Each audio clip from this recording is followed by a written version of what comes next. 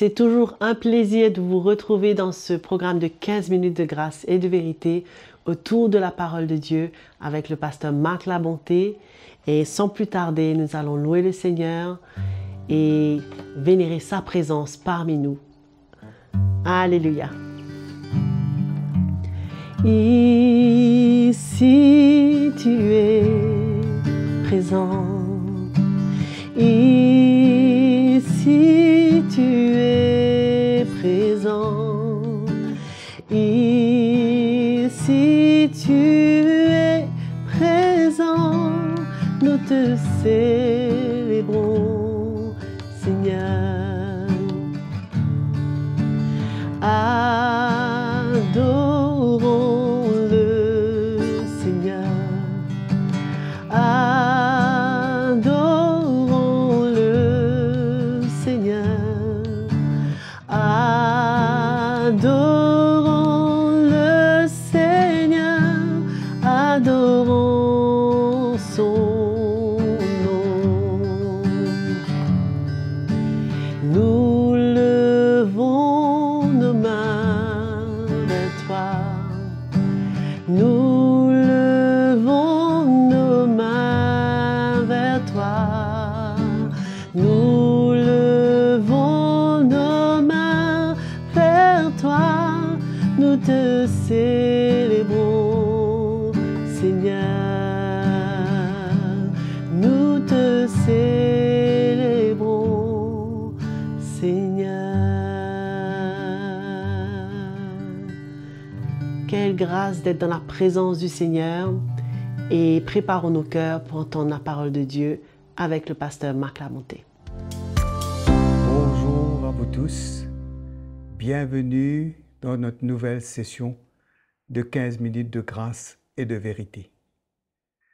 Joël, merci. Tu nous fais louer le Seigneur. Par ce chant, nous reconnaissons combien notre Dieu nous aime et notre cœur est touché.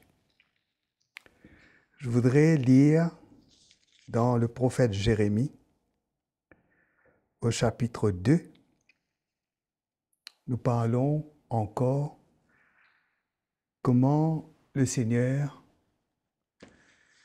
veut ramener nos cœurs. Il est un Dieu jaloux. Il veut que nos cœurs soient à lui seul et tout à lui. Il n'accepte pas de nous partager avec quiconque. Il n'accepte pas de compromis dans nos vies. Il désire que nous soyons entièrement à lui, afin qu'il puisse manifester, nous donner toute son affection, nous faire connaître tout son amour et nous rassasier, nous combler et nous donner l'héritage qu'il a réservé pour nous. Là, le Seigneur, par le prophète Jérémie,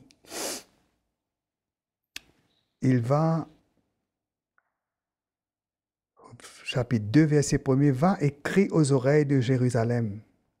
Ainsi parle l'Éternel. Je me souviens de ton amour lorsque tu étais jeune, de ton affection lorsque tu étais fiancé, quand tu me suivais au désert, dans une terre inculte. Israël était consacré à l'Éternel, il était les prémices de son revenu. Tous ceux qui en mangeaient se rendaient coupables, et le malheur fondé sur eux, dit l'Éternel. Le Seigneur les rappelle de leur jeunesse. Il rappelle lorsque il les avait retirés d'Égypte et dans le désert, comment Israël, pour débuter, aimait Dieu quand il était jeune et son affection lorsqu'il était fiancé à Dieu et qu'il suivait Dieu au désert. D'Israël était consacré à l'Éternel. Aujourd'hui, il y a beaucoup de chrétiens qui, quand ils ont connu Dieu, ils étaient vraiment consacrés. Ils aimaient Dieu de tout leur cœur.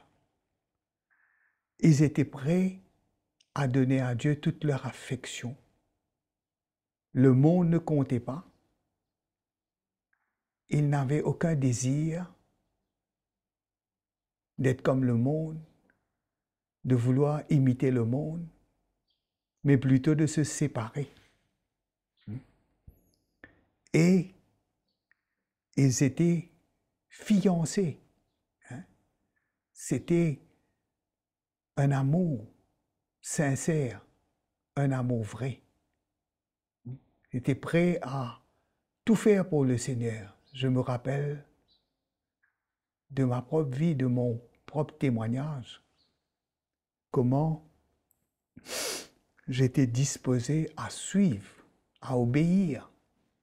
Suivez le Seigneur, c'est obéir. C'est pas faire ce que nous voulons, mais c'est d'être obéissant. Que je ne voulais pas me conformer aux convoitises que j'avais autrefois. Je ne voulais pas fréquenter les amis que je fréquentais. Je ne voulais pas être avec ceux que j'étais avant. Il y avait un amour, une affection. Il y avait une consécration. Mais après les choses se sont tassées. Le cœur est devenu habitué à Dieu. Ce qu'on a reçu, ce qu'on a cru, on s'est laissé aller.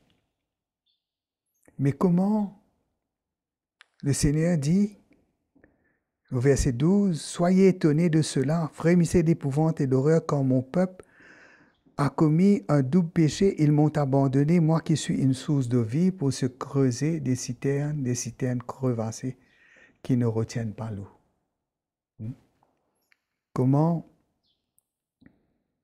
on peut être toujours avec Dieu, mais en même temps, il n'est plus notre source.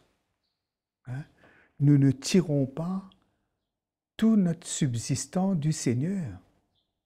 Ce n'est pas lui qui est le maître, ce n'est pas lui qui est le premier, le commencement. Ce n'est pas lui qui est la fin.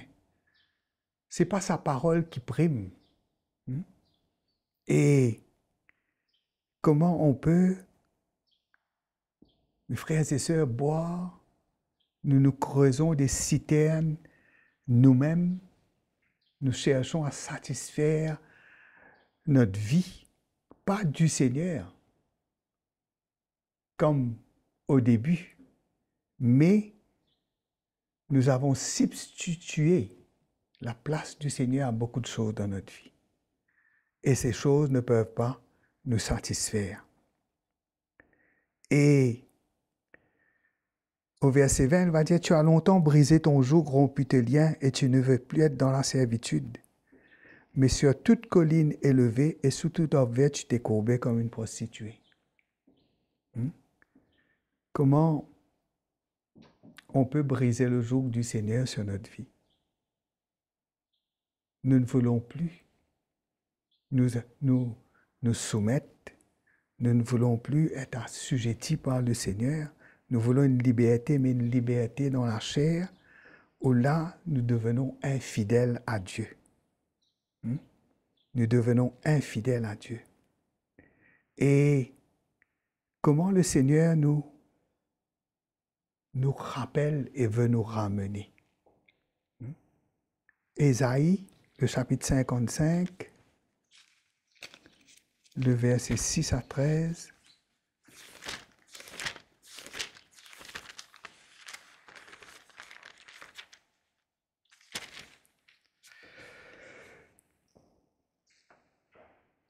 Cherchez l'Éternel pendant qu'il se trouve, invoque-les tandis qu'il est prêt, que le méchant abandonne sa voie et l'homme d'iniquité ses pensées, qu'il retourne à l'Éternel qui aura pitié de lui, à notre Dieu qui ne se lasse pas de pardonner, car mes pensées ne sont pas vos pensées et vos voix ne sont pas mes voix, dit l'Éternel. Autant les cieux sont élevés au-dessus de la terre, autant mes voix sont élevées au-dessus de vos voix, et mes pensées au-dessus de vos pensées, comme la pluie et la neige descendent des cieux et n'y retournent pas, sans avoir fécondé la terre et fait germer les plantes, sans avoir donné de la semence au semeur du pain à celui qui mange. Ainsi en est-il de ma parole qui sort de ma bouche. Elle ne retourne point à moi sans effet, sans avoir exécuté ma volonté et accompli mes desseins. Comment le Seigneur nous demande de le chercher pendant qu'il veut se laisser trouver. Comment nous avons besoin de l'invoquer tandis qu'il est prêt.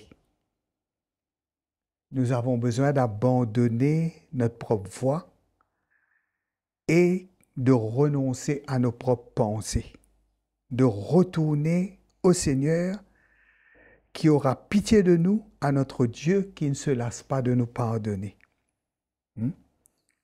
Nos pensées ne sont pas les pensées de Dieu. Nos voix ne sont pas les voix de Dieu. C'est la repentance. Nous avons besoin de renoncer à nos pensées, renoncer à nos voix, revenir de tout notre cœur vers le Seigneur.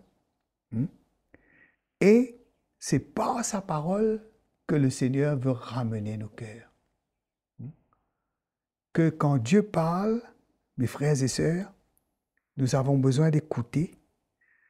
Nous avons besoin de nous laisser convaincre, de nous repentir, parce que ce que la parole de Dieu veut faire en nous, il veut ramener nos cœurs vers Dieu. La parole de Dieu veut accomplir la volonté de Dieu dans notre vie.